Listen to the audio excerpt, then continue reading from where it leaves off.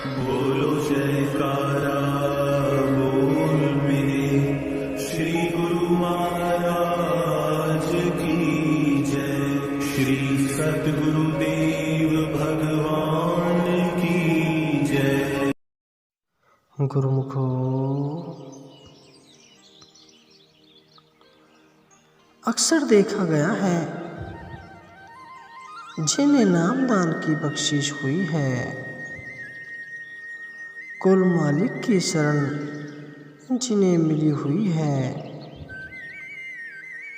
एक पूरे गुरु का पल्ला जिन्होंने पकड़ा हुआ है, उनकी अक्सर यह शिकायत रहती है कि हमें ही इतने दुख क्यों आते हैं,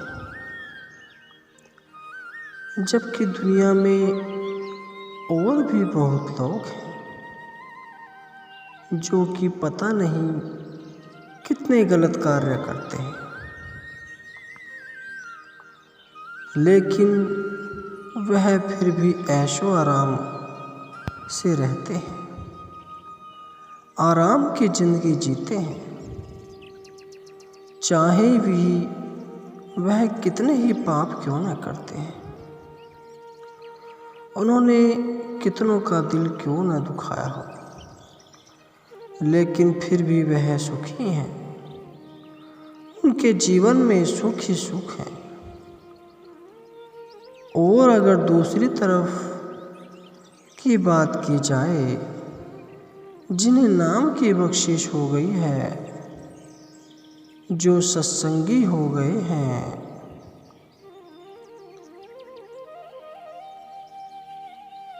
जिन्होंने रूहानियत का मार्ग पकड़ लिया है,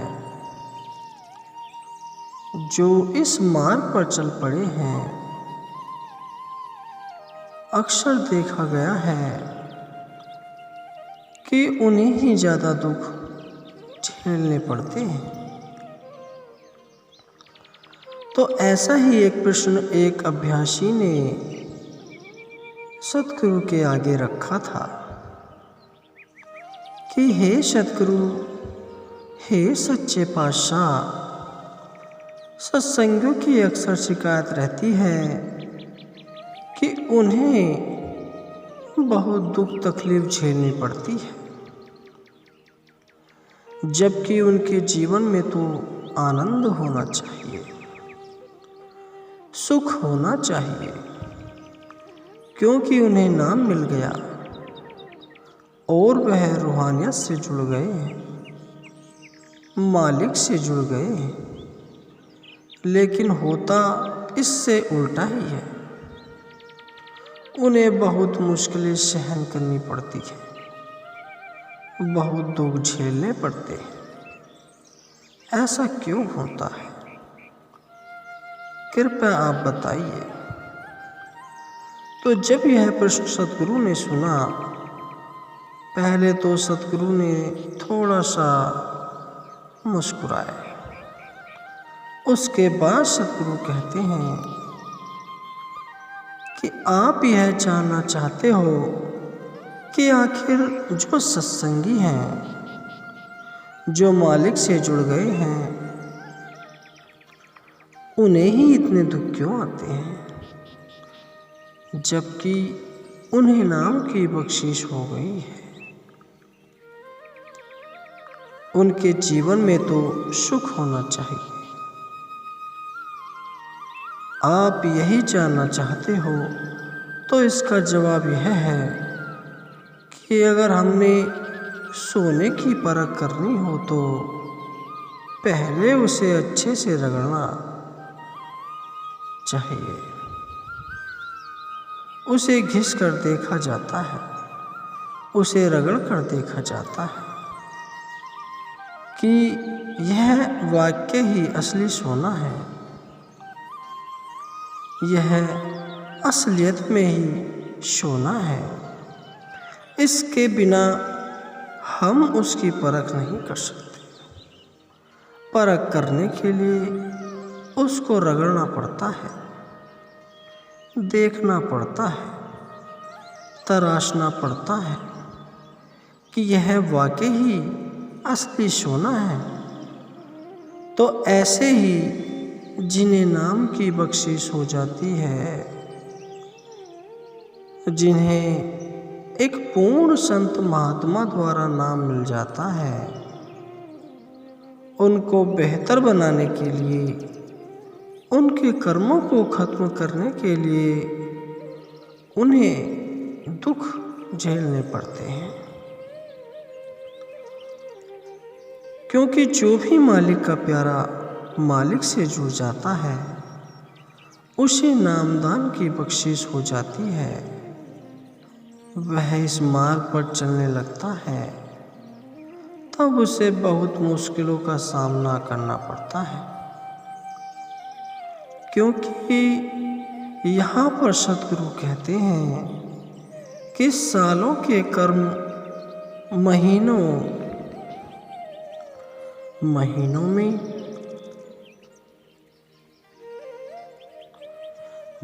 के कर्म दिनों में और दिनों के कर्म घंटों में निपटाए जाते हैं। सो इतनी कृपा तो सद्गुरु हम पर करते हैं। कभी सेवा से कर्म हल्के करवाते हैं, तो कभी भजन सिमरन से कटवाते हैं। क्योंकि उनका एक ही लक्ष्य होता है, जीवात्मा को दोबारा जन्म न लेना पड़े और इसी जन्म में ही उसे मुक्ति हासिल हो सके। लेकिन हम इसे नहीं समझ सकते, क्योंकि हम वहाँ तक पहुँचे ही नहीं। मालिक हमें शूली का शूल करके दे रहा है और शिष्य को इतनी ताकत देता है कि वो कब न इन कष्टों से निकल जाता है, इसे पता ही नहीं चलता। इतनी कृपा सद्गुरु की हम पर हो रही है, लेकिन अगर देखा जाए तो कमी केवल और केवल हमारी तरफ से ही है। उनकी तरफ से कोई भी कमी नहीं है। वह तो हमारे लिए 100 कदम आगे चलकर आने के लिए तैयार खड़े हैं, लेकिन हम एक कदम भी नहीं उठाते। और जब मुश्किल की घड़ी आ जाती है, तब उसे याद करने लग जाते हैं। सद्गुरु की रहमत हम पर इतनी बरस रही है कि हमें उसका अंदाज़ा भी नहीं। वह तो कहते हैं कि भाई, आपके पास जो भी पड़ा हुआ है, आपके अंदर जो भी पड़ा हुआ है, वह मुझे दे दो, और जो मेरे पास है वह मैं आपको दे दूँगा। इतनी कृपा वह हम पर कर रहे हैं, तो इसके अलावा हमें और क्या चाहिए? किस चीज़ की कमी रह गई है? लेकिन हम फिर भी उसके बहाने में नहीं रहते, भजन सिमरन को पूरा वक्त नहीं देते, जबकि इसमें फ़ायदा हमारा ही है, किसी और का फ़ायदा नहीं है। अगर हम अपने सद्गुरु के हुक्म में रहकर, उनके बहाने में रहकर चलेंगे, तो सद्गुरु हम पर अपार कृपा करेंगे। जैसे कि कहा जाता है कि भाई, अगर आप मालिक की भजन बंदगी में बैठते हो, उसे समय देते हो, तो मालिक आप पर इतनी कृपा करेगा कि आपका परमार्थ भी बना देगा और स्वार्थ भी बना देगा। आपको किसी चीज़ की कमी नहीं रहने देगा। बस ज़रूरत है उसके हुक्म में रहने की, उसके भाने में रहकर उसकी भजन बंदगी करने की। और जो अभ्यासी उसके हुक्म में रहता है उसे कभी दुख आता ही नहीं। वह सुख दुख से ऊपर उठ जाता है, उसका मालिक से मिलाप हो जाता है और उसके अंदर हर पल आनंद प्रफुल्लित होता रहता है।